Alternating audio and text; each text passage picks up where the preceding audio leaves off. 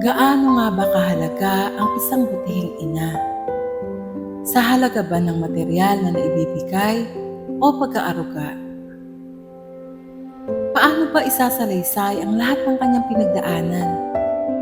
Sa pagsapit ng gabi, sa buong magdamag hanggang sa panibagong araw.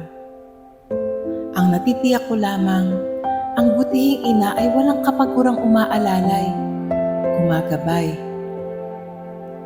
Bago mo pa makuhang magpaliwanag, ang puso niya'y nakapagpatawad na, bukas na ang kanyang isipan upang makaunawa.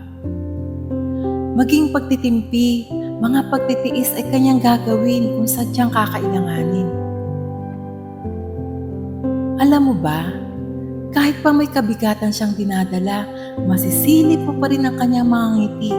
Walang dudang maririnig mo ang kanyang pagtawa, makikisaya, upang ikaw na kanyang anak ay di na mag-alala pa.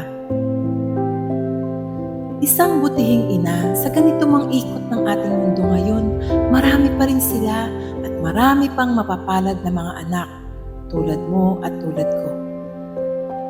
Magkakaiba sila ng paraan kung paano tayo mahalin, ngunit pare-pareho silang nagmamahal ng hindi matatawaran ni numan. Ngunit ang iba ay may nakatagong katanungan. Bakit ang nanay ko ay hindi naman ganon? Malungkot man na tugon, di maitatatwa na marami ding mga ina ang hindi naging butihin, nagluwal lamang na maituturing. Ina lamang na nakilala, ngunit ang panawagan ng Diyos sa kanya ay hindi kinampanan. Kung isang butihing ina ang pinagkaloob sa iyo sa minsanang buhay na meron tayo, tunay na mapalad ka, nabahaginan ka ng katangi-tanging yaman na handog ng Diyos sa mundong ito. Habang ang kanyang ilaw ay nagliliwanag sa ating mga tahanan, nawa ito ay ating bigyang halaga, pakaingatan. At kung huli na ang lahat, isang tapik sa likod, kaibigan. Alam kong hungkag at may lamlam ang iyong pakiramdam.